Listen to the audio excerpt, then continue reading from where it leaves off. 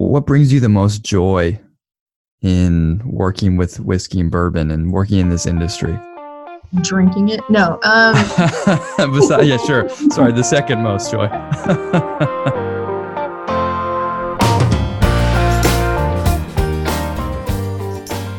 Hello and welcome to the Beautiful Work Podcast. I am your host, Dan Krikorian. I am a songwriter, college basketball coach, and professor from Southern California. Each episode here, we feature a special guest from all walks of life, and we ask them to explore the triumphs, challenges, and the twists and turns that they have taken in their chosen fields. Writers, musicians, coaches, athletes, business owners, and everything in between, we peel back the curtain to hear their stories, to walk their paths, to find out how they breathe life into their beautiful work.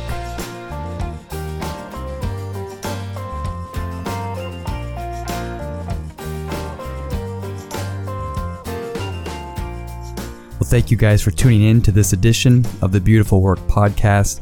If you are newly joining us, welcome. Thanks so much for listening.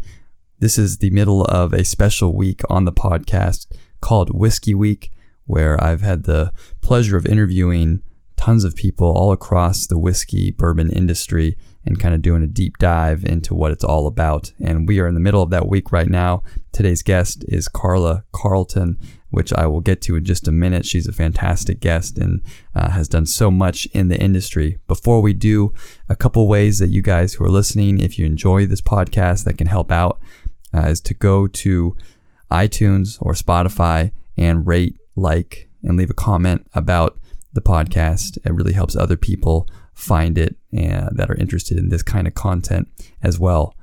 The second thing, dankrikorian.com or beautifulworkpodcast.com. One, I have all of the show notes and other links that are talked about in the podcast, and you can go to that and check those things out. And while you're there, please feel free to sign up for the newsletter, which I send out about once a month. That lets you guys know all the good things that are happening, not only with the podcast, but with my other gig, which is a singer-songwriter. I released my 5th record this past year and was on tour all summer, spring, and into the fall with that record. And so you can check out that record as well as my first 4 on the website, but also on Spotify, Pandora, iTunes, Apple Music, wherever music is streamed and sold. So hope you guys can check all those things out and to continue to support the podcast. All right, that's enough bugging you. I'm really excited to bring you Carla's story and all that she's done within the industry. She's just a fantastic interview. So without further ado, let's get to the show.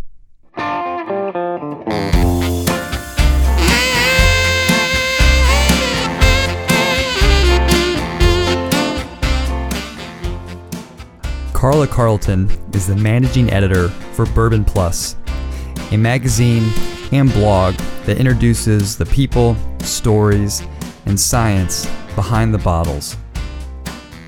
The Kentucky native also shares her knowledge of bourbon and the industry on her popular site, The Bourbon Babe, as well as at events such as the New Orleans Bourbon Festival, private tastings, and in her book, Barrel Strength Bourbon, The Explosive Growth of America's Whiskey. Carla is also a charter member of Bourbon Women, an international organization, and is the director of development communications at Bellarmine University. She is here today to discuss the growth of the whiskey industry, writing a book on bourbon, and educates us on some little-known bourbon vocabulary.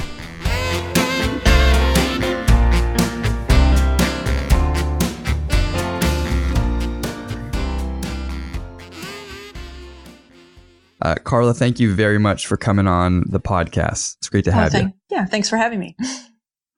Okay, you have a very busy life, especially at the moment. You've taken on newer responsibilities, and as a writer and editor with a lot of things having to do with bourbon. But outside of all those things that you do, which we'll dive into, are there any other interests or areas of your life, hobbies that perhaps people do not know about? Let's see. Well, I make jewelry. That's something not everybody knows about. That's something Wow. Okay. that's something that I do kind of as a stress reliever, that engages another part of my creative brain, I guess you'd say. So, it's just another, since my hobbies and my vocation and my avocation, I guess you say, tend to overlap in terms of, both being about writing. It's just a different kind of, I guess, a different part of my brain. So it's just, I find it relaxing. What kind of jewelry do you make? It's beaded jewelry. So, earrings, necklaces, bracelets. I just like, putting the colors together, and I like shopping for the beads as much as I like putting them together, actually. So, so it's, it's just a creative outlet that, I really kind of stumbled upon just a few years ago. I went to a class here in Louisville at, the Kentucky Museum for Arts and Crafts, and just really got into it, and it took off from there. So okay, that's great. Kind of tapped into something I didn't realize I was, missing, I guess. Well, good. And this is next question, as we sort of get into the conversation, was somebody asked this to me recently. I thought it was interesting, but if you could have, 15 minutes of fame in some career or profession outside of the one that you're currently in, what would it be? Well, I guess as a kid, I took piano lessons, and I still piddle with the piano. Mostly at Christmas, I play Christmas carols, and I always thought it would be amazing to be a great musician or a great singer. I am not a singer at all, but my son plays the electric bass in his school band, and they just had their spring concert last week. And so I guess I'm living that kind of vicariously through him. But, I think that would be an amazing rush to be on a stage and, in front of people and play music and get that kind of reaction from the crowd. Sure. So that would probably be, something that I wish I had more talent. Okay. well, good. Well, and I guess that sort of leads into our conversation about what you do now. And you were recently on a stage in front of people talking about your story with bourbon and writing and whatnot, and sharing that. And I thought it was really great. I watched it as we prepared for our conversation, and you talking about your family history and how it eventually led you to, connecting with what your grandmother did in the industry with bourbon. And maybe you could briefly share a little bit of the points of that, and that might lead us into all the things you do now. Mm-hmm. Okay. It's interesting because a lot of this history I didn't really know until I started writing about bourbon. One of my cousins recently said, "So did you start writing about bourbon because of our grandmother's history?" And I said, "No, actually it's the reverse." But after I started writing about bourbon, one of my relatives said, "Well, you know that your grandmother worked in a distillery." And I said, "No, I had no idea." My grandmother worked on the bottling line of a distillery here in Louisville back in the late 1930s. And, that was a fairly unusual career, I think, for women back in that time. And she apparently was pretty successful, pretty talented. She rose to become a manager in that distillery. And she, one of my great aunts, which is the only one of her surviving siblings, I talked to her about this, and she remembers that my grandmother always had really, beautiful clothes that she bought with the money that she earned at this job. And I saw evidence of that. Actually, there was a really big flood here in 1937, and there was a retrospective of that on the 50-year mark, and we were watching it on television, and this boat went across the screen, and my mother said, "There's your grandmother." And it was her whole family in this boat when they had to evacuate. And my grandmother had just gotten home from a date because the water came up from the river, the Ohio, but also through the storm drains and the sewers. So even though they didn't live right on the river, it came up for blocks and blocks inland from the river. So they had to evacuate with just whatever they were wearing. And she was wearing this, coat trimmed in fur and a hat. And just looked like a movie star kind of. But by the time I was born, that was long in her rearview mirror, and she just never talked about it. And, when you're a kid, you don't think of your parents or grandparents as really having lives other than being your grandparents or parents. So I never got a chance to talk to her about that. And I wish I could have her back for a day just to, interview her about her experiences. In fact, I'm not even really sure exactly which distillery she worked in, but I'm pretty sure from what my relatives remember that it was the Shenley Distillery in downtown Western Louisville. But it's changed hands a couple times. And that's one thing when you start looking into distilleries and brands, they've changed hands so many times through the years that it can get really kind of thorny trying to, piece this all together. But I think that's really neat. And I didn't realize, I even had that in my background. So in researching that for this talk that I was asked to give at this storytellers event, I realized that my personal story really kind of mirrored Louisville's history with bourbon. My grandmother, worked there and flourished in the 30s, and then kind of, took her history for granted.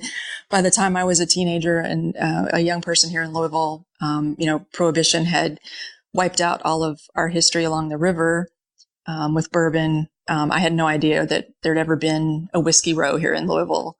And when I started covering bourbon, I found out that Louisville was a big epicenter for bourbon because of its position on the Ohio River, and that all the distilleries pretty much in the state, had offices along Main Street here so they could ship bourbon down south. So it just was interesting how it paralleled the history of bourbon here in Louisville now that it's reclaiming its history. So yeah, it was pretty interesting, and I think it was kind of neat for me to discover that about my family. You in your writing are very much, you talk about the history of bourbon and where things came from and where things are going. And and it's interesting, you just talked at a storyteller event, and I find that a lot of folks that are heavily involved in the bourbon or whiskey industry, especially in the writing side, really have a firm understanding of the storytelling aspects of bourbon and where, it's such a rich history. And from your point of view, why is bourbon, especially as a drink, so it's so rich in storytelling, and people love to tell stories about it, where they came from, where they first tried it? Is there something specifically about the drink that lends itself to that? I think here in Kentucky particularly, it's just so much a part of not just, the social aspect. It's really a part of the state's history and its culture. And I think that really lends itself to that storytelling aspect. We've been making bourbon here since before we were a state. And it's very much a part of the economic history, and it still is a big part of our economy here. And, a lot of the distilleries were family owned, and a lot of them still have family components with master distillers, passing the torch from, father to son. So, certainly, all the people in the distilleries, the master distillers are big characters, and they have great stories. And, I think bourbon is just such a social drink. It's you bring it out to celebrate things. Right now we're celebrating the Kentucky Derby with bourbon, juleps. It's just, I think that it just lends itself to, major celebrations, minor celebrations. So, you bring it out when you're celebrating occasions. And so, you tend to remember, what you were drinking or when you were drinking when you're celebrating these moments in your life. You talked about, I thought it was a really touching story at the very end of your recent talk you gave about you now sharing bourbon and whiskey with your mom after years of you talked about how your parents didn't really drink as you were growing up, but now you guys kind of reshare that story at the end of your talk. I thought that was really touching. I want to get into Barrel Strength Bourbon, your book, The Explosive Growth of America's Whiskey, which came out in 2017. And from everything I've read about it and looked into it myself too, it's, people say one of the premier books on bourbon and American whiskey history, especially they said like the last 10 years, you've done a great job of kind of encapsulating this explosive growth of the industry. Maybe talk a little bit about that book and what your process was like for writing it. Okay. Well, for about 12 years now, I've been writing a blog called The Bourbon Babe, and doing some freelance writing for various whiskey magazines. I worked for the Courier-Journal, the daily newspaper here in Louisville, for about 19 years before coming to work here at Bellarmine University, the private college in Louisville. And I wanted to keep my hand in that kind of journalistic writing. So I started this blog about bourbon. And, I realized that I knew a little bit about bourbon, but I really didn't know a lot about the process of how it was made. So I just saw this as a way of, educating myself and using these freelance assignments to send myself out to various distilleries, climb up in, rick houses, stick my finger in the mash and everything. So when I got this book deal, it really represented the culmination of a lot of that reporting, but it was my first book. So, as a journalist, I'm used to writing something that, comes out tomorrow or next week or, in a month or so. So it was really intimidating to write a book. I remember my biggest hurdle was just starting. I mean, I remember sitting in front of a screen and just looking at that blinking cursor and thinking, I can't write a book. Yeah. Once I got going, it was, it flowed, shall we say, but yeah, that's what I wanted to focus on. There are several really great books about the 200 plus years of bourbon history in Kentucky. And I really wanted to focus more on, this sudden renaissance, if you will, because, back in the 1980s, bourbon was really kind of, down and out. There had been a big, interest in vodka and other types of liquors. People didn't want to drink bourbon because it was seen as your grandpa's drink. And there was just a big glut of bourbon and nobody was buying it. Nobody was drinking it. So, distilleries really, didn't know what to do. So, suddenly they figured it out and now, they can't make enough of it. So I just wanted to look into what happened and cover what has happened here, especially in Kentucky, to make that turnaround. So that was the kind of the genesis of the book idea. What to you have been some of the, I guess, biggest points in the last 10 years that have really brought bourbon back onto the into the mainstream? I think that you can't discount Maker's Mark in that story. Maker's Mark is, of course, world known. You everywhere you go, you see that red wax top bottle. But in the 80s, it was just a little distillery in the middle of nowhere, which it still is. Loretto, Kentucky is really the middle of nowhere.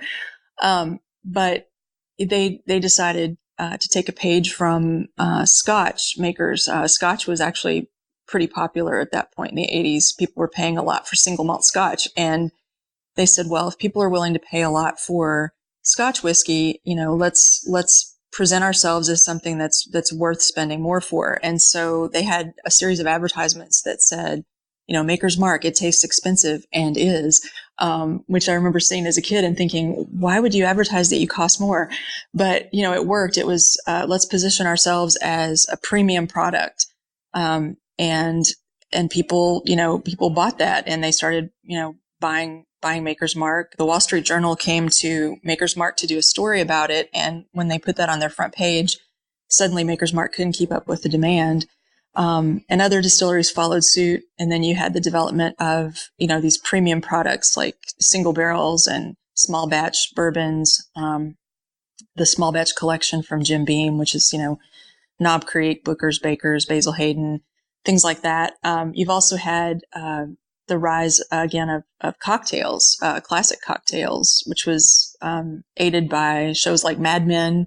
When Don Draper ordered an old fashioned in the very first episode of Mad Men, people took note of that, and classic cocktails made a comeback. And with all these bourbons and all these flavors, you have just a real playground for mixologists to work with. So cocktails have really made a big difference, I think, in bringing back not just bourbon, but also rye whiskey, which has also made a tremendous comeback.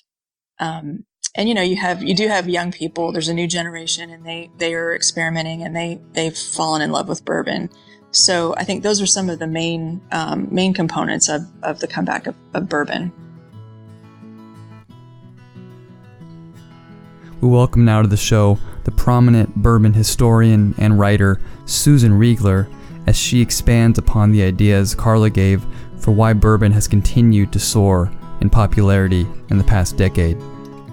I think it gets back to the experience of bourbon.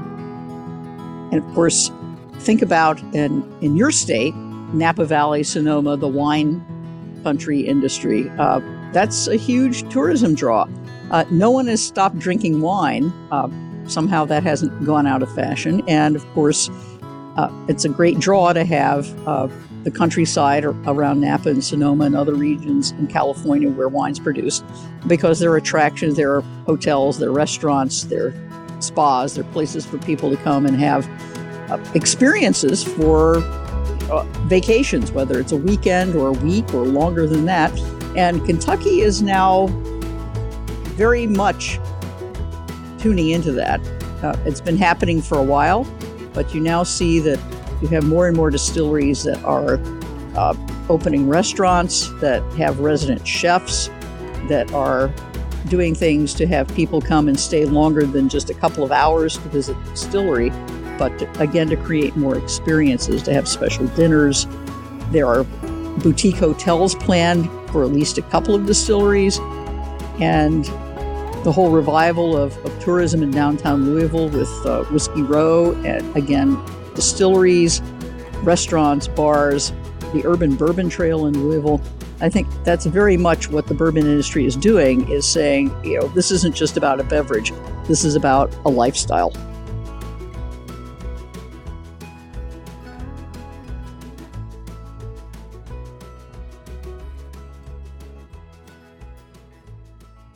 So you talked a little bit about cocktails and how different bourbons and ryes have given rise to these newer cocktails. And as an add-on to your book, you actually have a whole thing of cocktails. And I was wondering if you could potentially share some of your favorites from that book, or your personal favorites that you like. I tend to stick with the classics. If I'm going to make a cocktail at home, I generally make an old-fashioned. Okay. I think that's good. In the summer, I really like a Kentucky Mule, which is essentially a Moscow Mule, but not using vodka, but using bourbon instead. Because I think bourbon and ginger beer and lime is an amazing combination. A lot of people. One thing that's happened with the rise of bourbon is the rise of bourbon snobs, and there are a lot of people who will tell you, oh gosh, you can't mix bourbon, you can't add water, you can't add ice, and that's ridiculous. I think you should drink bourbon the way you want to drink bourbon. It's, you should enjoy it. And in fact, one of the great distillers here in Kentucky, Fred Noe, his dad was Booker Noe, who was this larger than life distiller at Jim Beam, and he says somebody once asked his father at an event, what would you say if somebody wanted to make a bourbon and Coke with your bourbon? And he said, he was kind of curious about what his dad would say. And his dad said, well, it'd be the best damn bourbon and Coke you ever had. So, distillers want you to drink it. They don't really care how you drink it. They're not, sure. So yeah, I like old fashions. I like a Manhattan. So those are typically my go-to cocktails. Okay. What about a off the map cocktail that because I'm a huge old fashioned fan. My wife and I have loved making them. My brother loves the Kentucky Mule. Mm-hmm. Is there something sort of not on the list at a bar that maybe about that I should try? Well, let's see. One of the recipes in the book is the Sealback cocktail, and that was invented here at the Sealback Hotel, which is was the model for the hotel in The Great Gatsby, where Daisy and Tom Buchanan were stayed after they were married. F. Scott Fitzgerald was stationed here near here for a while, and he came to Louisville, and Daisy Buchanan is from Louisville. So a sealback cocktail actually combines champagne and bourbon and simple syrup. And that's a really refreshing, nice alternative to, say, a mimosa. Another great cocktail that sounds kind of weird is a Woodford Ruby. And that combines Woodford Reserve and red wine, which at first, you think bourbon and wine together, but it was created by a chef here for a steakhouse. And he was thinking, what goes with steak? Bourbon goes with steak, red wine goes with steak. What if you put those together? So it's pretty much half bourbon, half red wine, and a little simple syrup and some lemon. And it's fantastic. And they're also dangerous because they don't taste very alcoholic. So you can drink a lot of them before you know what you've done.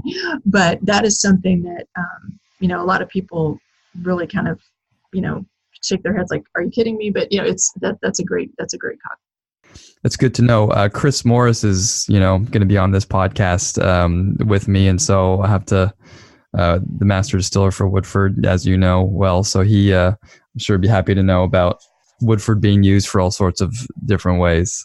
Right. One of the other things that you've been really big on and have done a great job in your career is, and you have a quote that I thought was interesting, but you haven't always been taken seriously, you said, as a woman in the industry, because bourbon has potentially, or in the past, been, like you mentioned, like a man's drink or something like that. Mm-hmm. And you have sort of been one of the stewards of bringing it to the forefront for women going forward. What has your experience been like being a woman coming up in what has typically been a man's industry? It hasn't been terrible. I think, I'm still one of the few women bourbon journalists, I'd say, but because I have a journalism background, I think I had my bona fides in that area. So that helped me be taken seriously, I think, because there are certainly a lot of bourbon quote writers, end quote, out there who are just kind of blogging about, hey, what are you drinking tonight? And I wanted to come at it from a much more journalistic standpoint. But, even here in Louisville, just not that many years ago, when my husband and I would go out to dinner, and he would oftentimes order a glass of wine, and I would order a bourbon neat, and then the server would come and sit the bourbon in front of him and the glass of wine in front of me, and we'd say, no, we have to, switch this.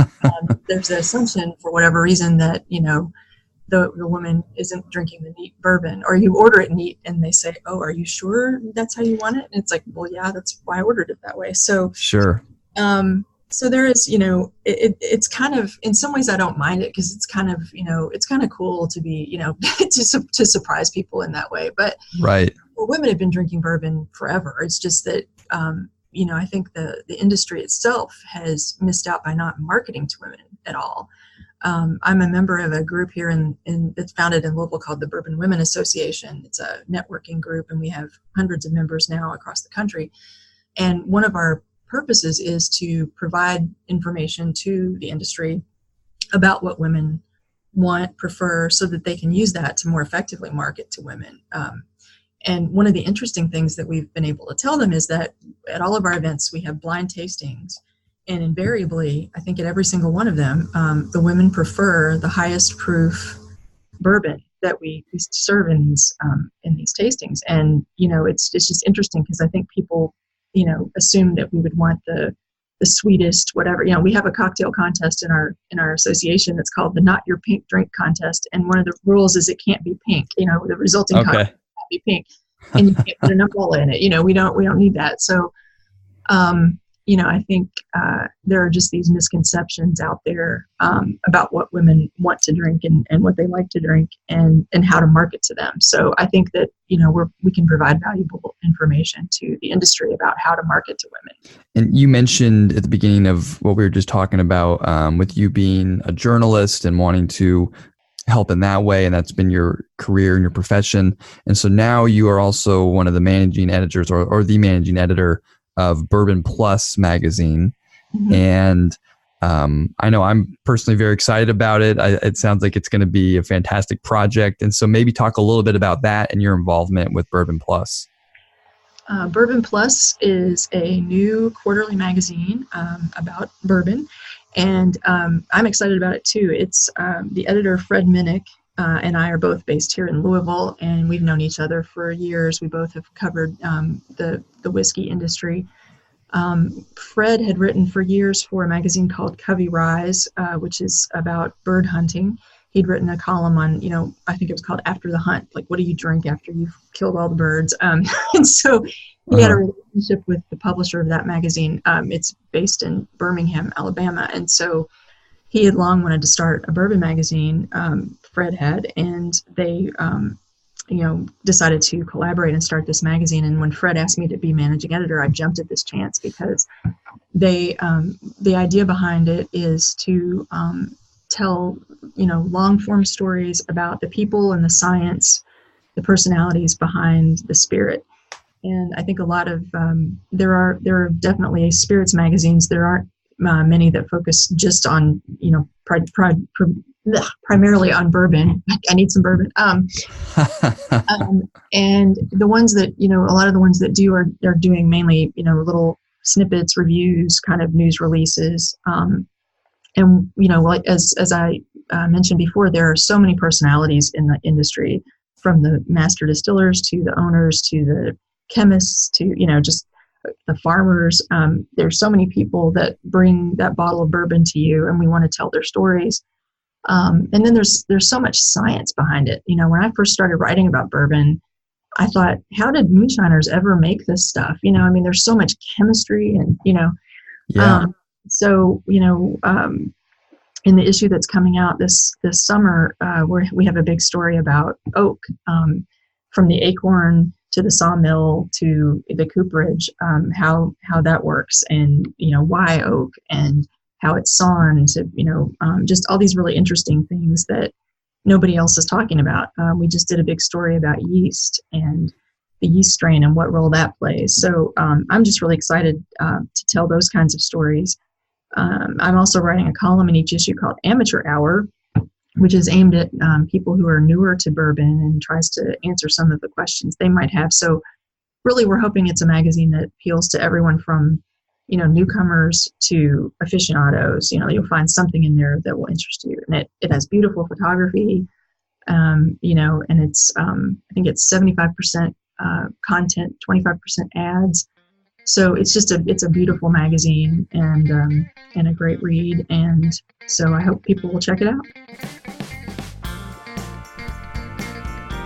We now welcome back to the show Susan Reigler, who, among many things she does in the bourbon industry, is also a contributing writer to Bourbon Plus magazine. Susan's here now to give us a fun take on pairing food with bourbon. It's really fascinating because if you think about food and beverages and geography, pork products in the South are synonymous. Barbecue, bacon, ham, pork chops, these are all part of Southern cuisine, which of course bourbon is a very important part of too. So you kind of look to the geography of that, and certainly things like country ham and biscuits and bourbon, but also chocolate is fabulous with bourbon, which is of course why bourbon bowl chocolates have been so wildly successful and really, really wonderful. Nuts are very good with nuts are very good with bourbon. Again, because they're often a little nutty flavor to bourbon that basically comes from the oak in which it's aged. So having almonds or pecans or even cashews with bourbon is very, very tasty.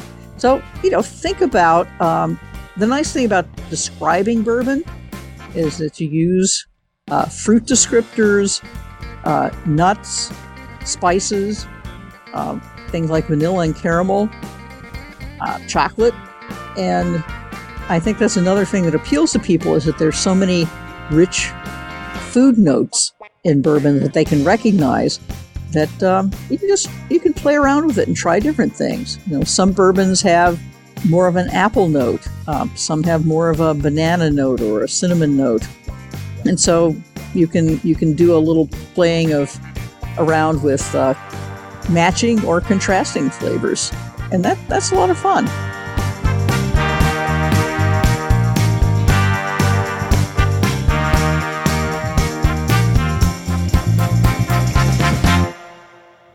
You also are managing editor and editor for quarterly magazines at Bellarmine University.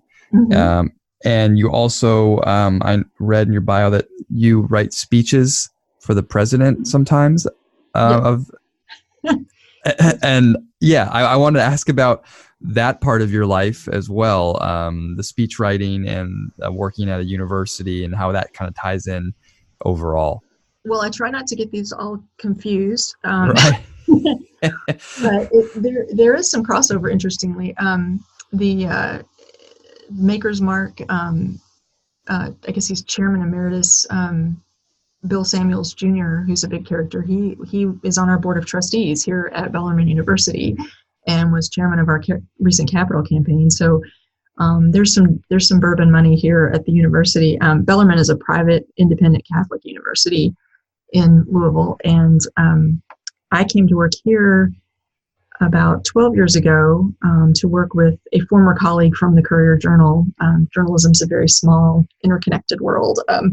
But he came here to be vice president of communications and marketing, and I followed him here, and mainly to work on this magazine, because at that point they had an alumni newsletter, and they wanted to have a more journalistic quarterly magazine. So I came aboard to help with that. But that's part of what I do. I also work with our fundraising folks on materials, and then, as you said, I've gradually taken on more of the president's communications as well. So I draft, bullet talking points and speeches. So I was a journalism and English major in college, and so it's given me a chance to reach back to my English major part of my brain, which, kind of suppressed for most of my career. I get to use adjectives again, so that's fun. That's good. It'd be good to not get those mixed up where the university president starts talking about charred oak and although maybe not.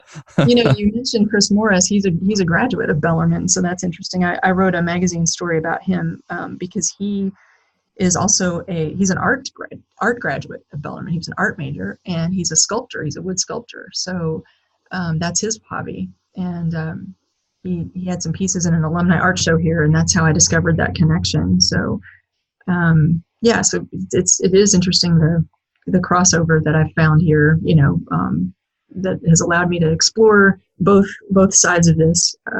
But it's a lot of writing and editing, and but it's fun. I like it. You've had a lot of success in multiple areas of your career and are continuing to do so. What do you think are some of the traits for you that have allowed you to sustain excellence over your career? Well, let's see. I think attention to detail. I started as a copy editor at the newspaper, and so I'm a bit of a perfectionist, which is also what was a big stumbling block when I started this book. I almost have to turn off the editor part of my brain when I write, because otherwise I'll just write a sentence and then go and delete it. So I just kind of have to spew out some words and then go back and edit them. So. But definitely attention to detail. Building relationships, I think, is important in any job. But, I've found that to be true because obviously my relationship that I built at the Courier helped me to come to Bellarmine. A lot of the relationships that I built through journalism ended up helping me in the bourbon endeavor, because a lot of the people that were in journalism have gone on to become PR people, and some of them are PR people with distilleries. So I knew a lot of them. That helped me when I, wanted to get on, news distribution lists. And, people knew me, and they knew that I was going to come at this from a journalistic standpoint when I started writing about bourbon, that I was serious about it. So, and I just think a good sense of curiosity, which is really why I got into journalism in the first place. Sure. A lot of people will say, I got into it because I wanted to help people and I wanted to connect people with, but I got into it because I'm nosy and I wanted to know things before other people did. And and I like to learn things. So being at a university is great because, I just, every time I write a story for the university magazine, I'm learning something. A lot of times I write about classes here, so I get to go sit in on a class. So it's kind of like being a perpetual student in that way. Yeah. And, and the Bourbon magazine and writing is the same way. I mean, I'm getting to meet, really, really interesting people and hear their stories and then share them with other people. So, you can't really be a great journalist if you don't have an ongoing sense of curiosity about the world. That's awesome. I love that. How do you continue to learn and feed your brain on a daily basis? Are you a reader, podcast listener? How are you taking in new information and learning? I'm a pretty voracious reader. I always have been. I read, I subscribe to several newspapers online and read those. I also, read, a lot of pop culture junk stuff, but, it's working for this guy on Jeopardy who's That's right. dollars, so maybe someday. That's right. Yeah, and I listen to some podcasts. I don't really have a sustained amount of time to do that. I have some on my list that I want to, listen to eventually. But mostly I mostly take in information from reading at this point. Well, before we close, I want to do one sort of quick hitting, a couple of questions about bourbon. You have a section of your book about like bourbon terminology. Mm-hmm. Maybe the terms in that maybe people wouldn't know. And so I wanted to run a couple of by you and just see if you can give us a quick, so if we're at a party and we hear this, or we could throw this term out and sound really snobbish around our friends. Yeah. But alligator char. Okay, alligator char. Well, char is what they do to the inside of the barrel before they put the bourbon in. They blast it over a heat source. And what that does is, it causes the inside of the wood to sort of crinkle up, and it releases some of those flavors. It also serves as a filter, if you will, as the bourbon expands during the summer and contracts during the winter. It goes through the wall of the barrel and picks up color and flavor. So there are levels of char. And the highest level is the alligator char, and it's called that because it looks like the skin of an alligator. It's very blistered, and it looks completely like an alligator. So that's Wild Turkey, for example, uses an alligator char on all of its whiskey. Perfect. Okay. White Dog. White Dog is essentially unaged whiskey. A lot of people don't know that when bourbon goes into the barrel, it's clear. It looks like vodka. Because it picks up, as we just said, it goes in, as it's aging, it goes in and out of that char and into the wood, and it picks up 100% of its color, and about, and distillers have said anywhere from 65 to 75% of its flavor from the wood. So if, when it comes off the still, it's clear, and then after a couple of years in the barrel, it's got that beautiful amber color. So White Dog is the colloquial term for unaged bourbon right off the still. Would White Dog be anything worth trying to taste? Probably as like it's interesting. Maker's Mark on its tour used to have you taste the White Dog and then taste its actual bourbon to show you, this White Dog isn't very good. And now after the aging, it's really good. Now a lot of distilleries sell their White Dog in their gift shops because with all of these craft distillers that have come up, they had to do something to make money right off the bat because, it's very expensive to start a distillery. And bourbon is something that is not really that great until it's aged, at least 2 years, preferably 4 to 6 to 8 years. That's a long time to wait to make money. So a lot of distilleries started releasing their White Dog and calling it moonshine. It's not technically moonshine. Moonshine is technically illegal, and it's really not moonshine. But anyway, it's unaged whiskey, and so that created this category. If you go in your liquor store now, you'll see all this, quote moonshine stuff. And some of it's flavored, and some, So anyway, short answer: I wouldn't buy it, but if you want to try it, Okay. It's kind of interesting sometimes. Like if you get, say, Buffalo Trace White Dog and then a bottle of Buffalo Trace, it's kind of interesting to compare and see what the what the oak does to that, because you'll still taste the essence of Buffalo Trace in the White Dog, but the finished product is going to be a lot better. Okay. What's a thief? A thief in whiskey terms is it's essentially a big copper straw.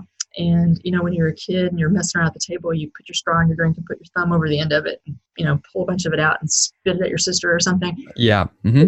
When you're sampling whiskey right out of the barrel, you take this big copper straw, put it down into the bunghole, and which is another great term. That was next on my list, so I'm good. We're getting 2 for 1 here. Yeah, put your thumb over it, and you draw out some of the barrel strength and put it into a glass and sample it. And so that instrument is called the thief, and that's called thieving the whiskey from the barrel. Okay. The bunghole is where the stopper for a whiskey barrel is the bung, and the hole where it goes is bunghole. But that also, as I say in the book, makes a great epithet. You bunghole. It sounds terrible, but that's what it is. Absolutely. Well, good. Okay. I feel I'll be much. I'm looking forward to this Friday when I hang out with my friends and we can talk about alligator chars and whatnot. Yes. What is one of the best investments that you've made in your career? I think the best investment I've made in my career is really the time that I've spent with getting to know my coworkers. I just really think it goes back to people, because really I owe my whole career, I think, to the connections that I've made with people. A lot of people said, "Oh gosh, you were so lucky that you got this job at the university," for example. As you probably know, newspapers are going through a real tough time right now. And right after I left the Courier, they started laying people off, and I got out at a good time, and people are like, and I was fortunate to find this position, but I was also in a good place to move here because I had, made this connection with a coworker, a former boss who, just happened to be here and have a position, and I'd worked hard for him before, so I think, you never know, especially in journalism, again, who you're going to run into again. And, who may be able to help you or who you may be able to help. And so I just think that, that's investing in people is a great investment. That's great. I love that. And the last one, as we come to a close here, what brings you the most joy in working with whiskey and bourbon and working in this industry? Drinking it? No. Yeah, sure. Sorry. The second most joy. Great. Well, really, I think the greatest joy I have in any storytelling is the interview process, talking to people and hearing their stories. That's the biggest joy for me, especially with the bourbon part. I've done a lot of interviewing recently with craft distillers who are starting their own distilleries, these small distilleries. A lot of them are reaching back to family traditions from years ago, kind of reigniting those. And some of them are chemical engineers who decided they'd rather make whiskey than fuel, but regardless of what they're doing, they have such passion for this work. And really the distillers at the big guys, Woodford, at, Maker's Mark, wherever, they all have such a passion for this work. And I've really never interviewed anybody about their jobs who has that much passion. So it's really fun to interview somebody, talk to somebody who's that passionate about what they do. And I just love hearing people's stories. And then I have to go back and write it down. So sometimes I come back and think, do I really have to write this? Like, I know it. Do I really, isn't that but so I like having written, writing is still, even after all these years, is still sometimes, not easy.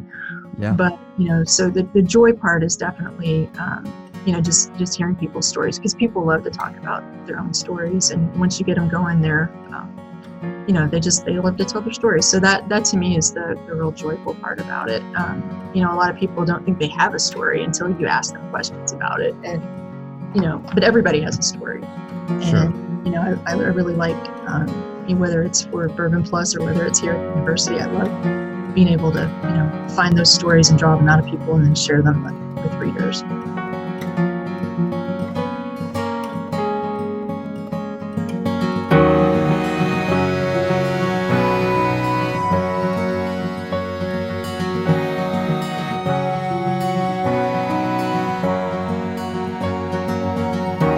Thank you guys so much for tuning in to this episode of the Beautiful Work Podcast. I want to thank Carla and Susan both for taking the time to talk about their efforts in the industry and what they've done. Please make sure to check out both of their personal sites. Carla Carlton, you can check hers at thebourbonbabe.com, Susan Reigler at susanreigler.com, and for both of their work with Bourbon Plus magazine, bourbonplus.com. We hope to see you guys again soon, and for the next installment of Whiskey Week, please sign up for the newsletter or follow us, dangregorian.com, and we'll see you next time.